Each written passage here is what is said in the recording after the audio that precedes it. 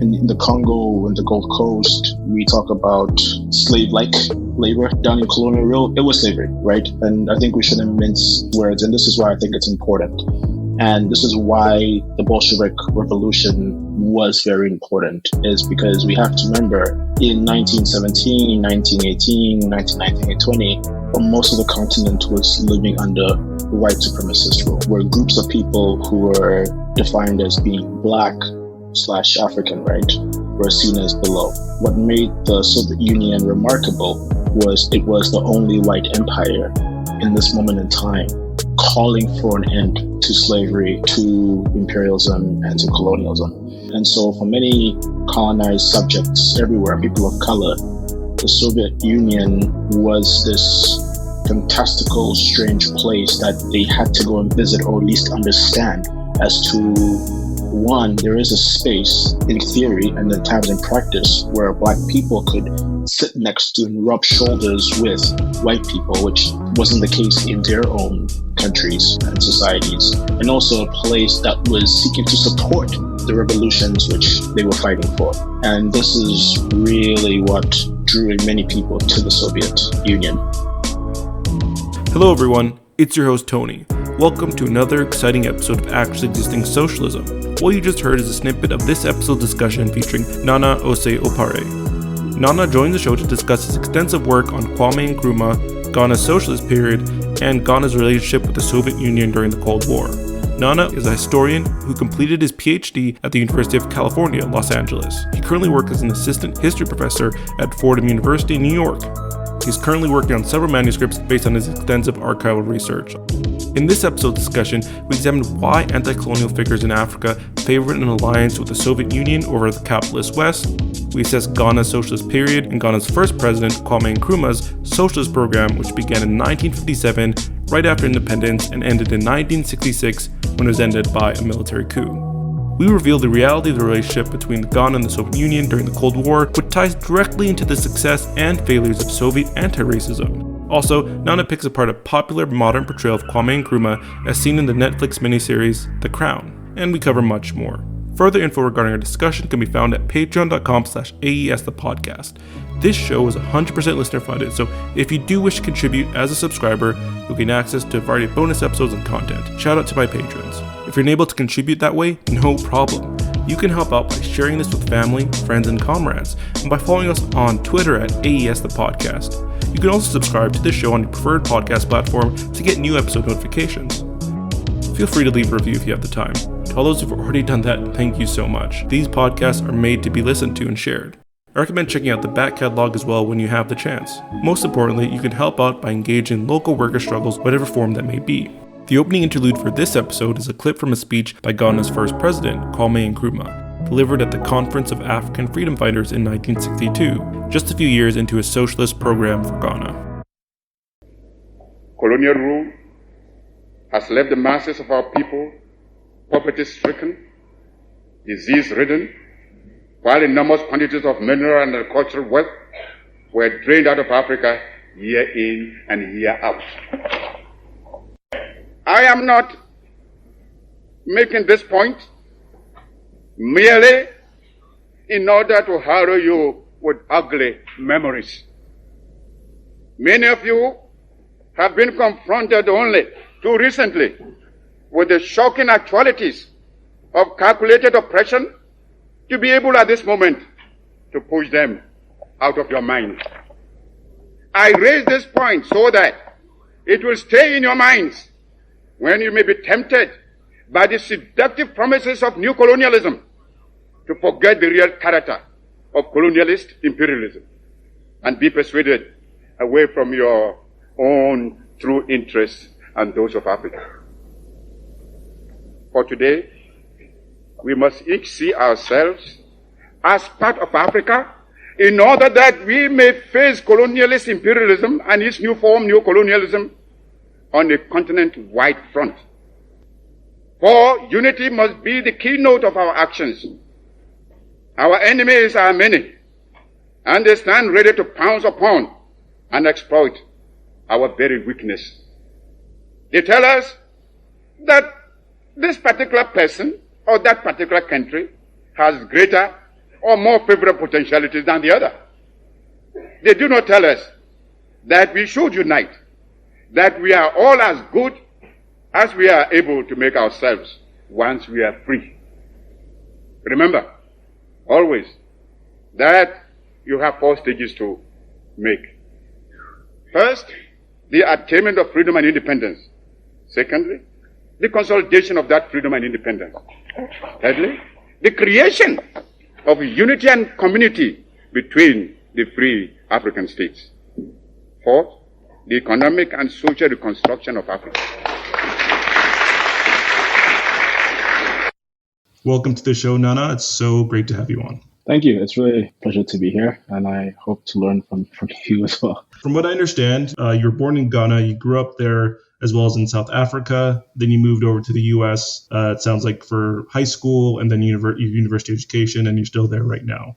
Given that, it's not surprising that you have an ancestral interest in learning about Ghana and the African continent itself. But what led you to study not only Ghana and Africa, but those two relations with the Soviet Union during the Cold War? What drew you to that history and to that period? Yeah, so it's a really long story, actually. But the first memories of my life are situated in apartheid South Africa, actually. We will travel to Ghana during the breaks to see our relatives. In South Africa, my mom is a doctor, and we lived in a foreigner's doctor compound, one could say. And there was a married couple who were both doctors, and they were both from the Soviet Union. As a child, I'd heard words like Marx, Lenin, Trotsky, but I know what it was. But I thought that somebody who was smart had to learn about those things at some point. And so I moved to the U.S. In 8th grade to Newark, New Jersey, and I went to the Newark Public Library within a year or two, so probably 13 or 14. I went in there, and I don't know why this was on my mind, but I requested Karl Marx's Communist Manifesto, and the librarian looked at me puzzled, like, "Oh, so where do you go to school?" And I mentioned my then high school, and as a first-year student, he said, "You must be a really smart kid." I said, "No," and he's like, "Well, no kid just wants to read Karl Marx." And I was like, "Well, I'm just interested." Got the book, read the first 2 lines, and couldn't get past it. Just couldn't get past. I don't know what the hell was going on. So I put it back down. I haven't gotten past it much now, even with my PhD. So I think a lot of people have had that experience. Yeah. So I was interested initially. So in college, I then studied Eastern European Soviet history in college. And during the World Cup in South Africa, I wanted to watch the World Cup in Ghana. And so I did a project looking at how the CIA removed Kwame Nkrumah. That was what I wanted to look at. But as I was reading Nkrumah's works, I began to notice that his ideas sounded like Lenin's new economic policy. And so that's what actually I wrote my senior thesis on, and what I took to graduate school. And so I was interested in proving and looking at how the ideas of the Soviet era 1920 shaped Black Marxists around the globe. And the more I got into that, the more people kept saying, "Oh, you do the Cold War." And I said, I used to hate that association. And then slowly, I began then being pushed to study the relationship between Ghana and the Soviet Union during the Nkrumah era. And this also took me to Russia, where I did archival work in Moscow. So this is what led me to study this from my childhood whataboutism to now. Yeah. Yeah, no, that's a very interesting, path that led you there. So for our listeners who don't know, the new economic policy, as Nana mentioned, was, a policy implemented in the early days of the Soviet Union following the Civil War. It was kind of like a middle path, so to speak, to address the fact that they couldn't go directly to a socialist state or to theoretical foundations at the start because of the devastation of the Civil War. And your point about not getting past the Communist Manifesto, for sure. I'm pretty sure I tried to read it in high school and did not get very far either. I now experience that with like Capital and other books like that, where I'm just like, I've tried reading that like 1,000 times, and I just can barely get into it. So yeah, it's relatable for sure. So I'm going to give a very brief historical summary for our listeners. So from the 1400s to the 1800s, that was a period when the transatlantic slave trade system was in place. And this system, of course, saw millions of African people brought over to the Americas and to other places around the world to work as labor. This system mainly benefited the African slave traders and the communities on the African continent, and it contributed greatly, of course, to European development and the rise of capitalism, not only in Europe, but in European settler colonial states such as the United States, where Nana is, and in Canada, where I am right now. And so this slave trade ensnared so many people, tens of millions of people, that it destroyed the African continent's ability to develop in a constructive way, social stability, removing vast amounts of young people out of a community really devastates it. And so this left Africa particularly, susceptible to European colonialism, which really accelerated in the late 1800s. But it should be noted that there was a massive, of course, resistance throughout this period, from on the slave ships themselves to the Haitian Revolution, even to the U.S. Civil War.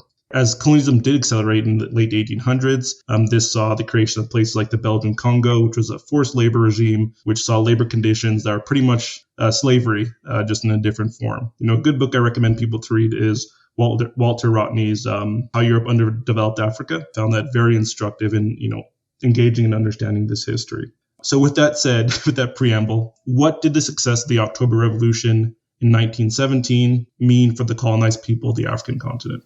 Yeah, and before I get to that question, I know you mentioned briefly passing that the slave trade benefited people who, in Africa at least, societies that engage in slave trading, and also the Americas. Referencing the book you just cited by Walter Rodney, I think part of his argument is that, in fact, it does not benefit the African societies. And so I think that formulation, that let's be careful with this historiography of this, the Africans benefited too, or they did this, is oftentimes, and it's rooted in pan-Europeans in Americas and Brazilians, pan-Europeans who justify the slave trade from the 1500s onwards, as this is a practice that is common on the African continent, without eliding what is coming and how and why people are getting the people who are enslaved. And I think Rodney's other article, which is also really fascinating, he looks at slavery in Guinea, Upper Guinea, and he says, when you look at the actual sources of slavery on the continent from Europeans themselves, right, you don't see references to terms such as a chattel slavery, etc., right? It's only in the 1800s where you see these terms, when the slave trade is already intensified. And so he's showing that this is a direct result of Europeans rather than this. So just want to say that. And then importantly for this topic, the question you ask, in the Congo and the Gold Coast, we talk about slave-like labor. Down in colonial rule, it was slavery, right? And I think we shouldn't mince words. And this is why I think it's important. And this is why the Bolshevik Revolution was very important, is because we have to remember in 1917, 1918, 1919, and 20, most of the continent was living under white supremacist rule, where groups of people who were defined as being Black/African, right, were seen as below. What made the Soviet Union remarkable was it was the only white empire in this moment in time calling for an end to slavery, to imperialism, and to colonialism. And so for many colonized subjects everywhere, people of color, the Soviet Union was this fantastical, strange place that they had to go and visit, or at least understand, as to, one, there is a space in theory and at times in practice where Black people could sit next to and rub shoulders with white people, which wasn't the case in their own countries and societies, and also a place that was seeking to support the revolutions which they were fighting for. And this is really what drew in many people to the Soviet Union.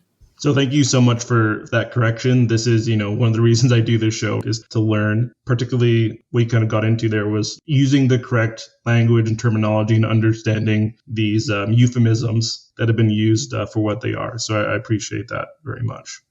So as you mentioned, Soviet anti-racism was something which was promoted heavily by that early Soviet state, and I guess throughout the Soviet Union's history. Things like film, writings, etc., which were exported, definitely demonstrated this. And at least for me personally, this is something that really drew me to learning about socialist countries, because, growing up in the West, you learn about the US and Canada and Europe and like democracy and freedom, etc. And then it's like, but then if I was living during those times, it's like I wouldn't have had access to that. But then meanwhile, the states that they were demonizing, such as the Soviet Union, were actively promoting the end to those oppressive systems within the Western context. The revolution did inspire people on the African continent, but how did the socialist movement gain a footing specifically in Ghana? And what role did that play in their eventual independence in 1957? So this is a really fascinating question, in which hopefully if I finish my first book project and my second book project, the title I'm thinking of this book is so far Political Power, the Fall of the Mythical Communists in the Gold Coast, Ghana. Why I'm thinking about this is because when we actually look, so people like Kwame Nkrumah, who was born in the Gold Coast, and he goes to do his undergraduate degrees in the US, right, at HBCU's, Lincoln University, and then he does his PhD at UPenn, and then at Bankolo Awona-Rena, also from the Gold Coast, but he goes to the Soviet Union in the 20s, right? When you actually look at the numbers of, in quotes, what you call socialists at the Gold Coast, it's a very, very small number of people. And why is this the case? This is a really critical question. So after Lenin's death, Stalin is able to he's able to consolidate power in himself. Whereas the Soviet Union in the 1920s is pushing for this internationalist vision, right? This anti-colonial, anti-racist.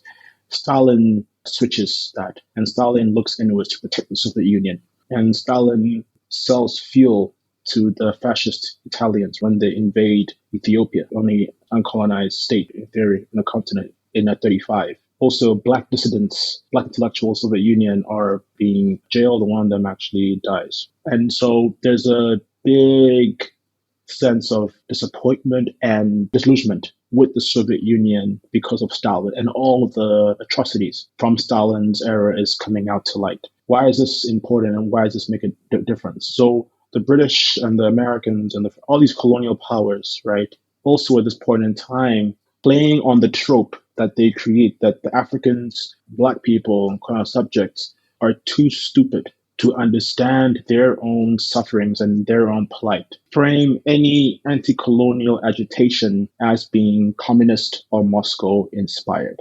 And so why this is important is that during the 1950s, in looking at Ghana, colonial Ghana in particular, the British ban any communist literature coming into the Gold Coast. Two, when Nkrumah's party, the Conventional People's Party, come to power, as in they win the elections, they have to fire a few people whom the British think are communists. And so the Nkrumah's government actually does this. Why do they do this? There's two events happening at the same time, right, that people like Nkrumah are very wary of. One, in Kenya, the British are fighting a savage war against the Mama. They have created camps where they are torturing these Africans in these camps. A great book on this is Carolyn Elkins' book, The Imperial Gulag. Anyone should read it. Professor at Harvard should read that book, right? This happened in the 1950s. At the same time, in the British Guyana, Chedi Chegan, who wins the election to lead the Guyana into independence, he starts, I'll say for shorthand, spewing leftist ideologies. And what happens? The British and Americans come in and they remove him from power. And they delay the impending independence of British Guyana. People in Ghana and Nkrumah and George Padmore, who was a close confidant and friend of Nkrumah, say that we should stop playing this foolish romanticism. We have to keep our heads down, right? And not spew off this communist stuff, because that African independence and Black independence is not self-evident. And remember, at this time, apartheid South Africa, the wars in Lusophone Africa, right? Apartheid ends in 94. So Nkrumah is dead before it ends. So there's no guarantee that independence actually will come. And so when Nkrumah even goes to the US in the early 50s as now Prime Minister of the Gold Coast, he is asked a question about his pro-Soviet leanings. And he skillfully just goes around the topic. And so why I say this is because there's a really strong security and bureaucratic apparatus from the British. And when you go to the British archives and files, almost every anti-colonial leader is under the rubric and file category of communist or communist sympathizers. And they're spied on, and their letters are opened and read, and the infiltrators in their networks.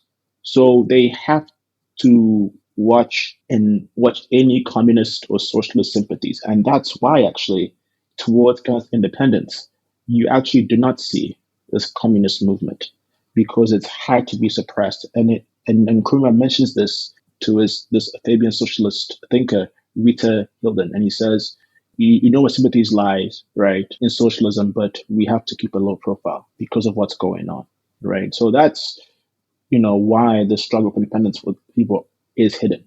But they're still there pushing for Black independence. I always find talking about this period so interesting because it's framed as the Red Scare, as, either in the US or in Europe, they're responding to some communist plot to destroy the country, whatever.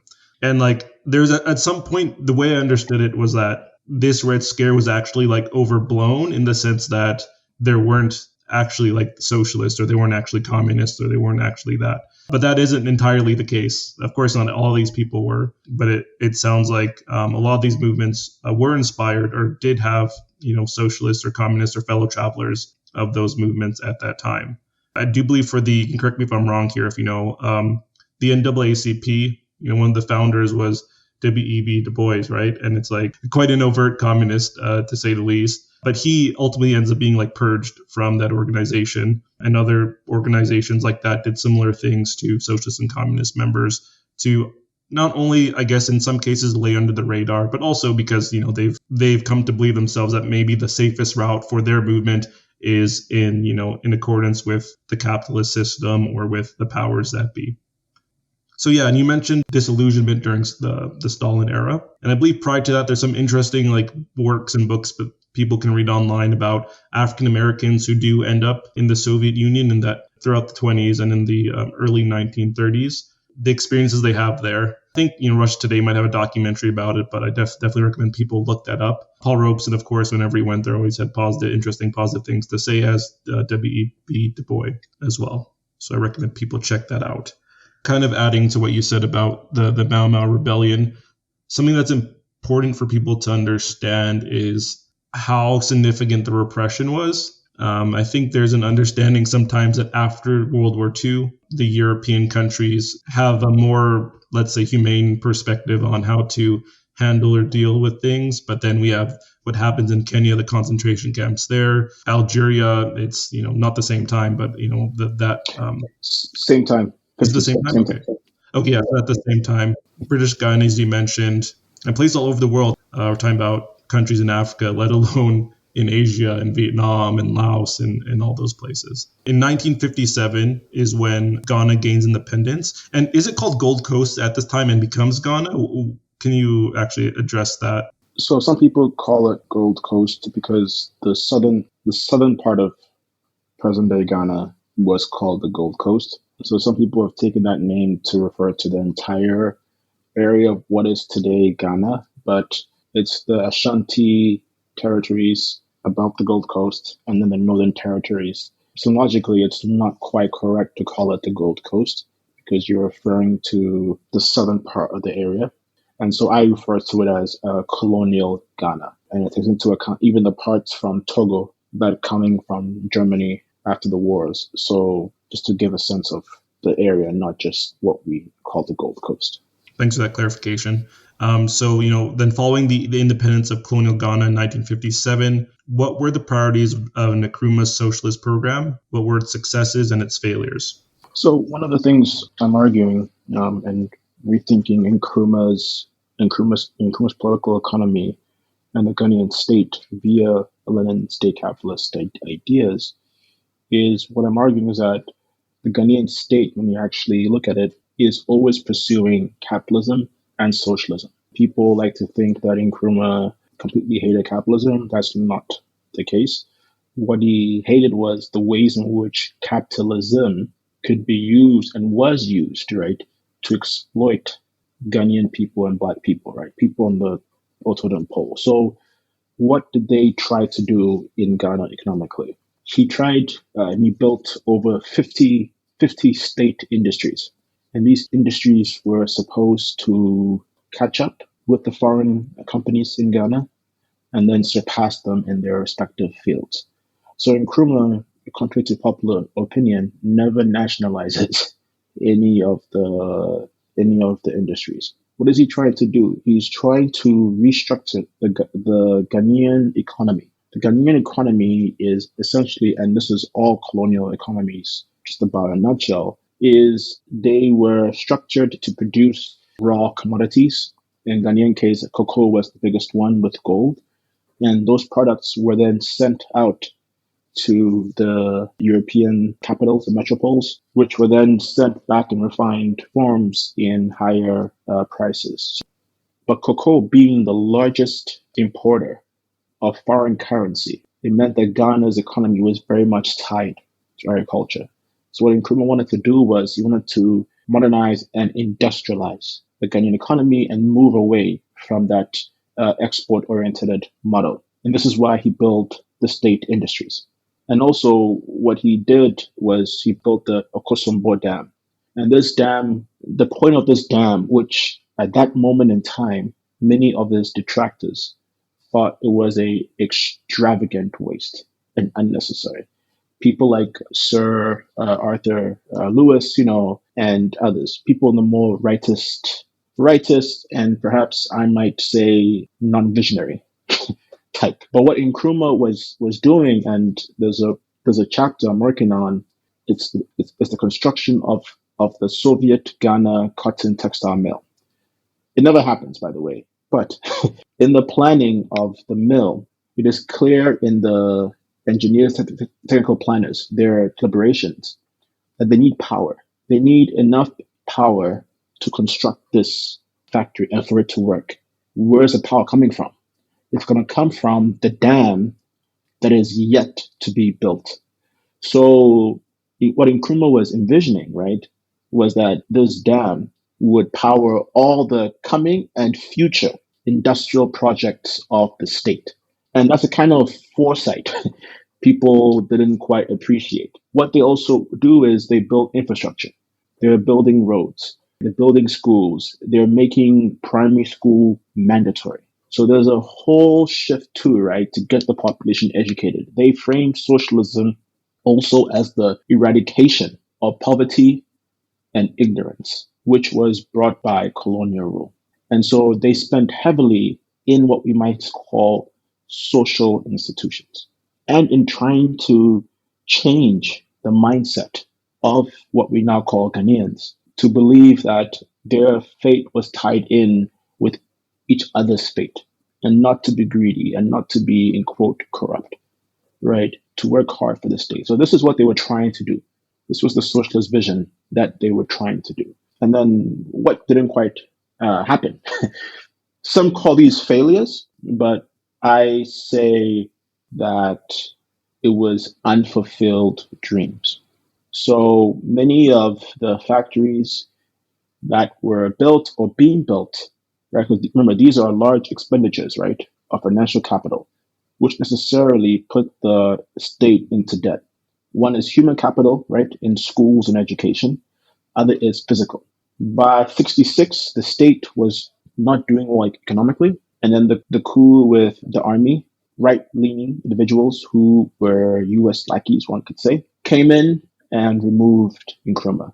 And when they came in, they suspended most, if not all, of these state industrial projects, basically letting them go to waste, right? And yet today, we're still thinking about what if these projects actually were allowed to come. So I wouldn't say they were failures, right?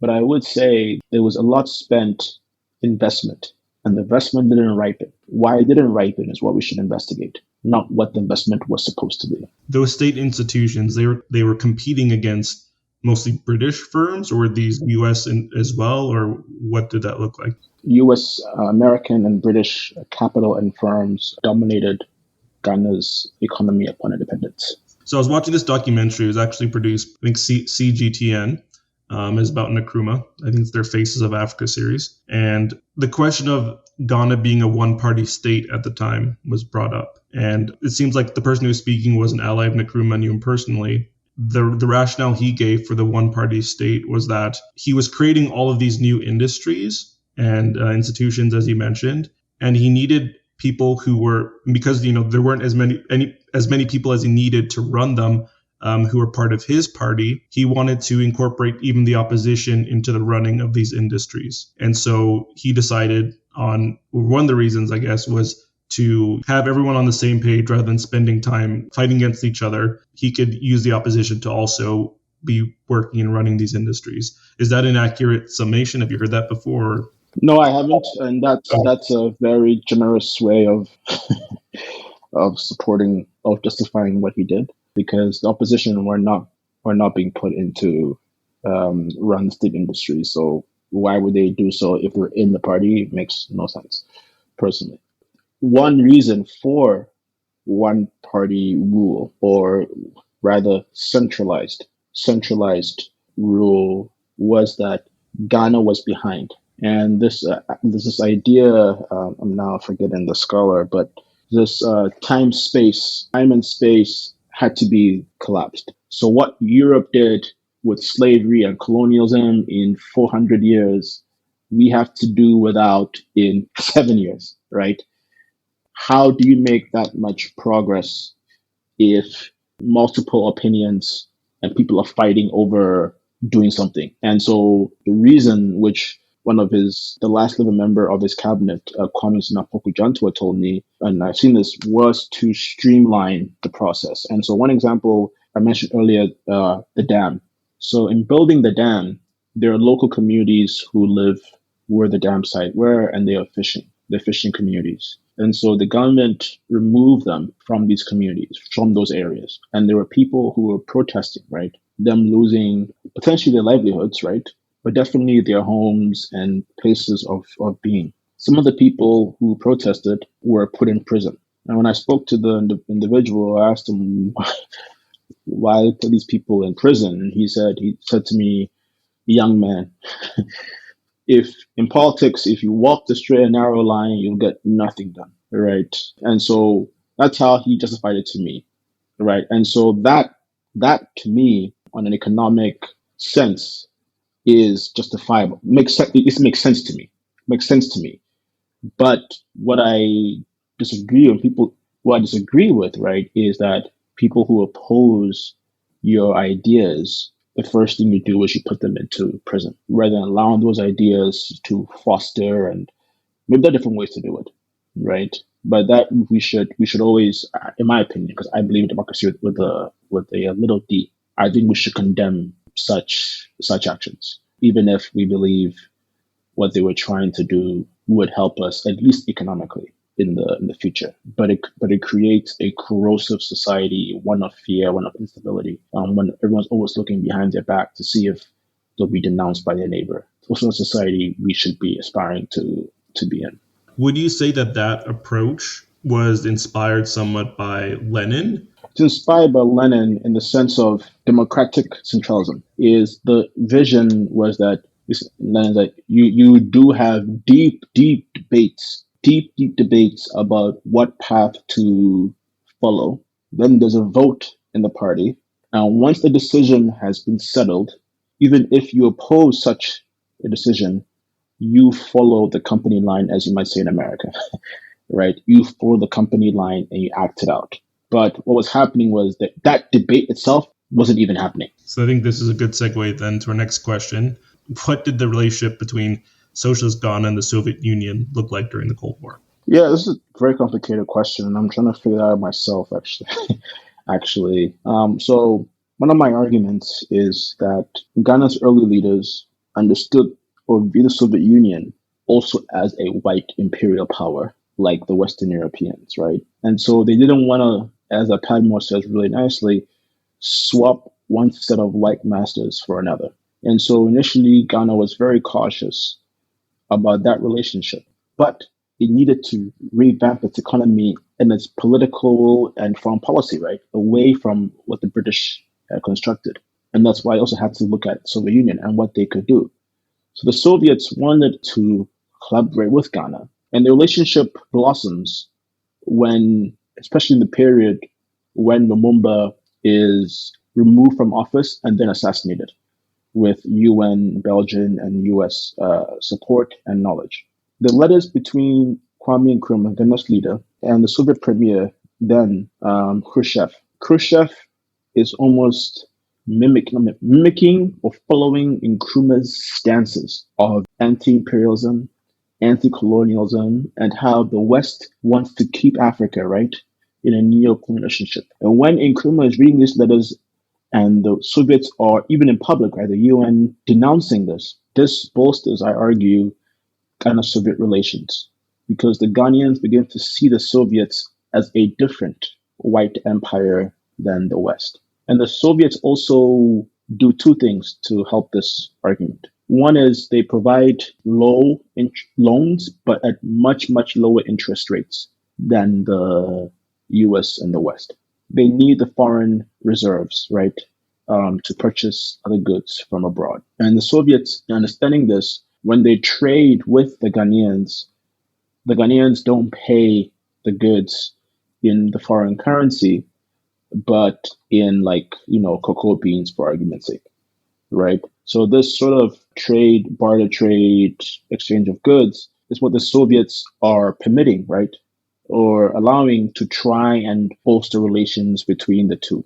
Now, as I mentioned to you about that cotton textile mill that doesn't get built, what becomes evident during the last 2-3 years of Nkrumah's rule is the Soviets either don't have the funds to fund the ambitious projects the Ghanaians have, or they're unwilling to do so. And they just bluster and make nonsense. And there's a book by Oscar Sanchez Saponi called The Red Globalization. And his book came out in 2014. It's a groundbreaking book, which effectively argues that the Soviet Union as an economic powerhouse, right, is perhaps not even in the top 4 or 5 economies in the world. So this image of the Soviet Union as being on par with the US, blah, blah, blah, is completely off the mark. And so the Soviets don't have the economic means to do to build that. And when you look at Nigeria 15 to 20 years later, they cite the Ghanaian example of how part of the Soviet modus operandi, their MO, is to claim to do something and then never do it. And Nigeria experienced a similar thing. So that's the economic technical side of that. And then the issue of race. When I went to Moscow and I was reading the Ghanaian ambassador reports and reports of our ministry, what I was struck by in the 1960s, what struck me was how many anti-Black incidents were occurring to the Ghanaians in the Soviet Union, how many times the embassy officials are complaining about such incidents to the Soviets. And what shocked me too was it wasn't just happening to the students, right, who you could say a low-level hanging fruit. It was also happening to Ghanaian diplomatic officials. That struck me, right?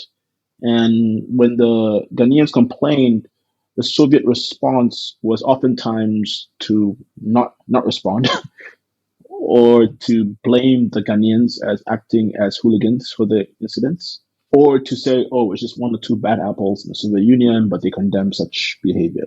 And I argue that this part of the equation, right, made Ghanaian leaders and people on the ground at least rethink the Soviets as this white state that would help them, but as being part of these other white empires where anti-Blackness cuts across different ideological divides.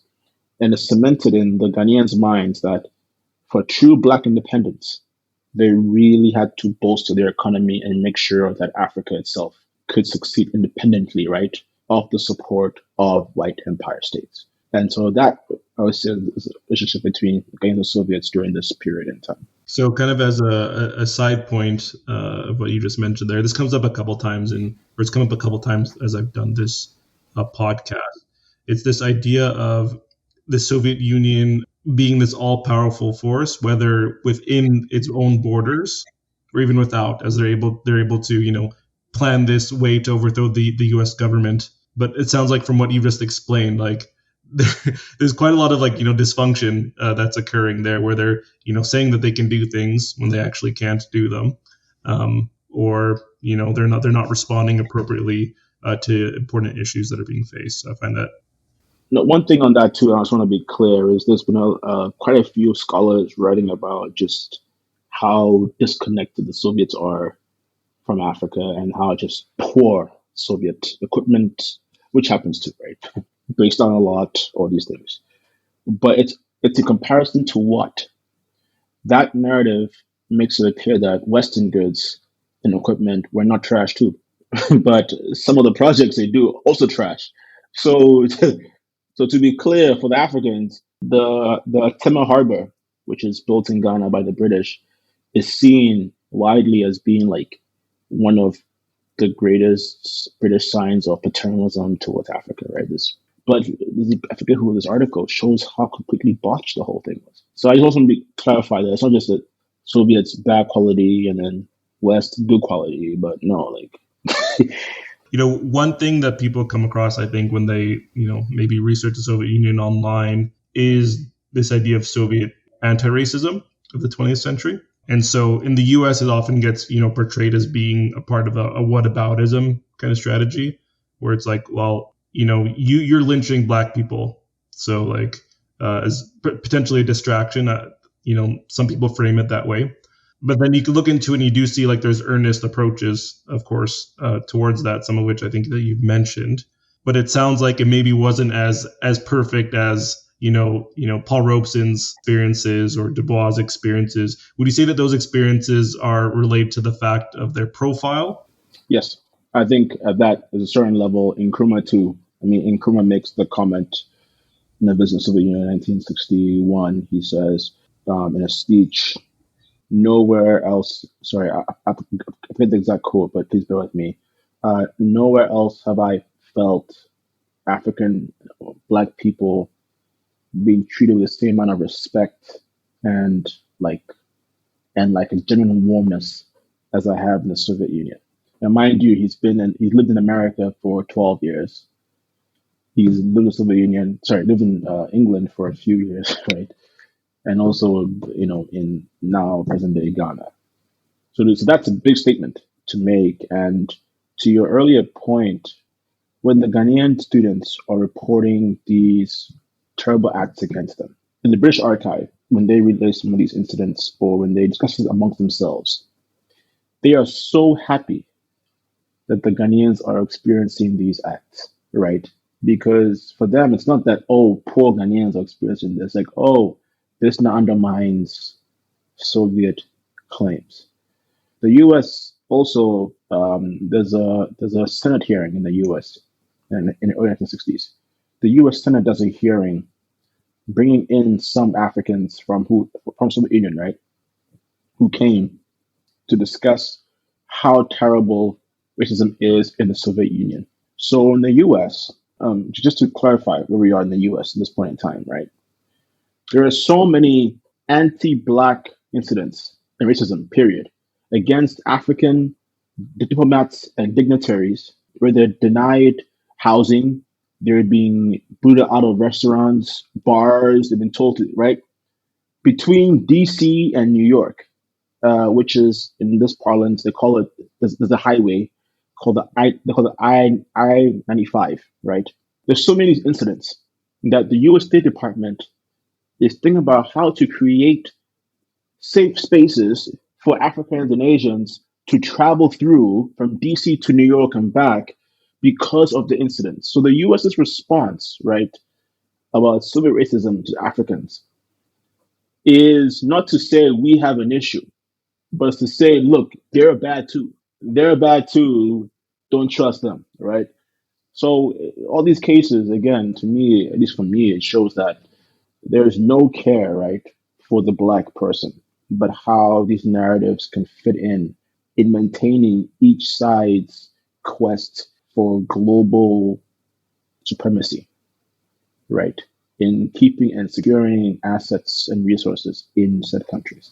No, definitely, yeah, and that's definitely, I think, a main material reason why they supported the anti-colonial movements in the first place. When I was speaking with Gerald Horn a couple weeks ago, he was talking about how prior to, like, of course, the Soviet Union ended up aiding a lot of anti-colonial movements across the world in the 20th century. But even before, like even in Tsarist Russia was still doing similar things to just thwart Western Europe because they were, never really, economic buddies or something like that. They were constantly, warring against each other in different ways. And so these other countries around the world ended up being kind of proxies for that conflict as well.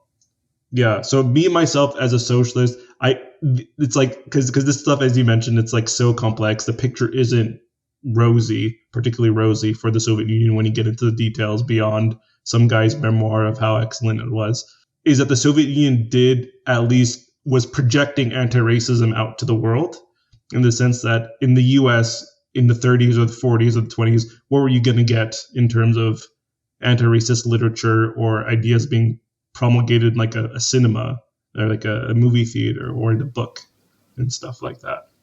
I mean, you were too generous to say until 1940s. I mean, until apartheid. I mean, and, I mean, the is actively supporting, right, the white supremacist regimes on the African continent.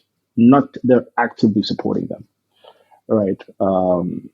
And there's a battle actually in the U.S. State Department between its African bureau and its European bureau, where the African bureau is telling the White House, right, we need to support these African liberation movements against these white supremacist governments. And the European bureau is saying, no, we should support our European allies against these Africans. And we know which side they went on. So, it wasn't as though they had no idea. It was an active and conscious decision to support white supremacist regimes on the continent.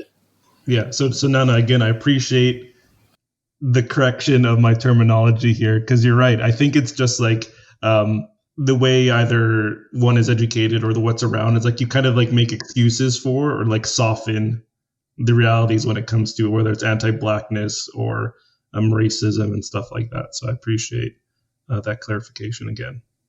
What led to the end of so given everything we just talked about, what led to the end of Ghana's socialist period, which I believe was from, 1957 to 1966? Is that when? Yes, it was the coup.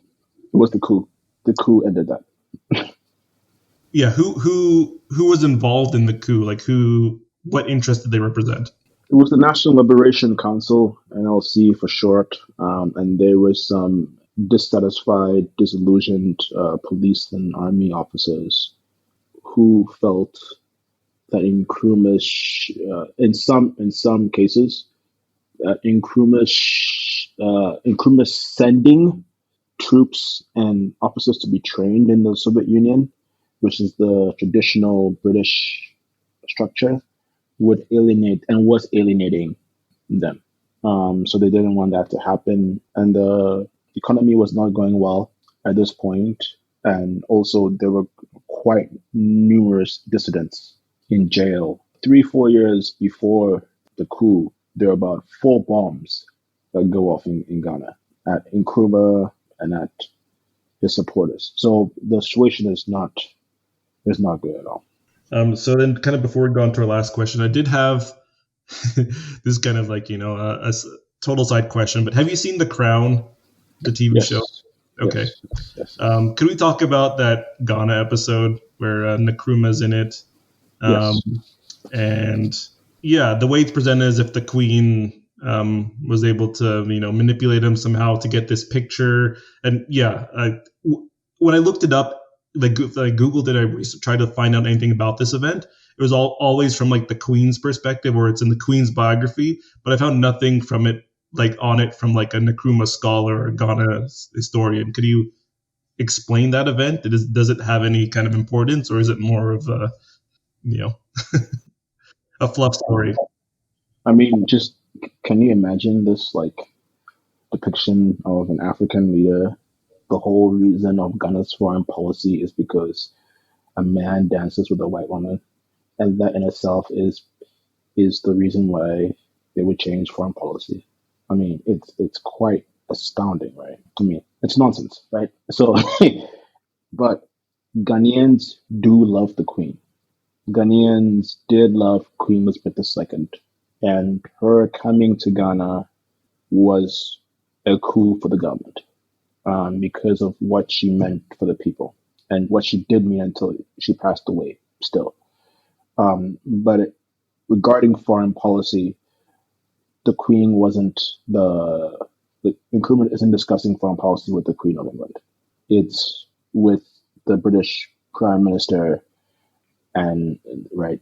So that's a separate category. The other episode, the other part of this of the episode, I don't know if you remember this, but in the Ghanaian Flagstaff House, which is like the White House, for the North American audiences. I'm not in Canada, so I apologize for that reference. But they have a picture of the Queen in the wall, and then they have the image of the Queen coming down, and then of Lenin coming up.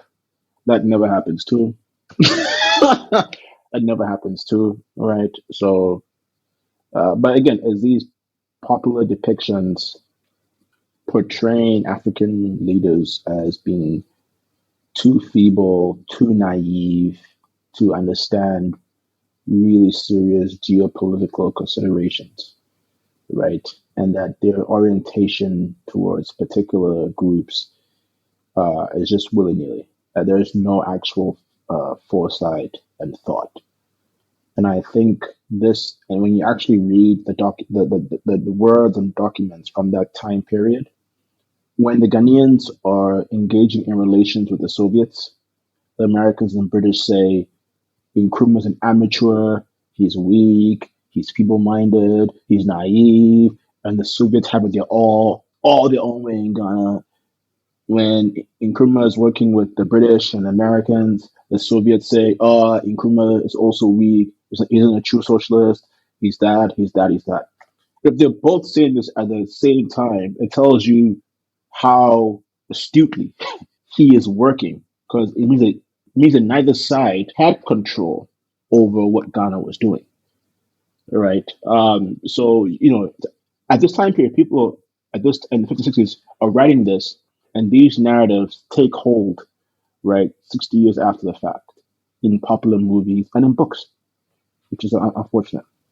Yeah, so thanks so much for kind of, breaking down that depiction of Nkrumah in that show. It's funny because it was like, I think around the time I first reached out to you, like my wife was rewatching the series and that episode came on and I was like, no way. And like the episode started off with like the Lenin photo of I wonder if this happened. So thanks for that clarification. So one last question for you today. Could you, tell us, now it's been 70 years or 60 years since that period. What does the socialist landscape of Ghana look like today, if there is any at all? I do not know. It's basically zero, but the current government, which is more, center-right leaning, so each party still claims an Nkrumah legacy, even though they would have been Nkrumah's opponents at the time. But the current government in power, they're not socialist by any means, but they are pursuing something called one factory, one district, which to me is like harkening back to Nkrumah state industries policy. But the current government today is seeking more private money to finance this, right? The second thing is the current government introduced free high school for the whole country, which has had its breaking in problems, right? Because they did not have all the teachers and buildings necessary, right, to do that. But to me personally, they never would.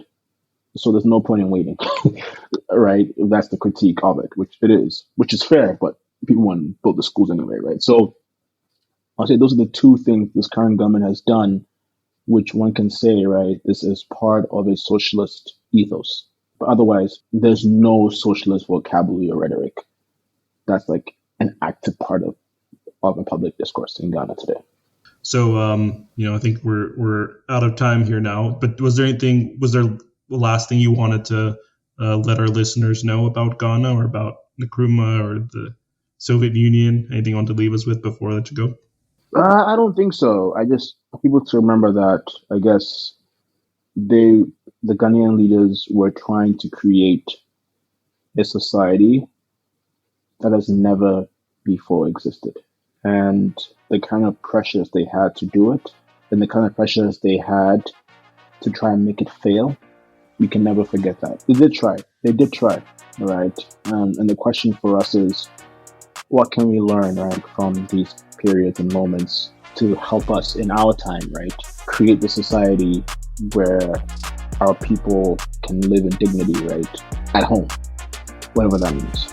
So thanks so much, Nana, for that. This has been an excellent discussion. I really appreciate you taking the time for this.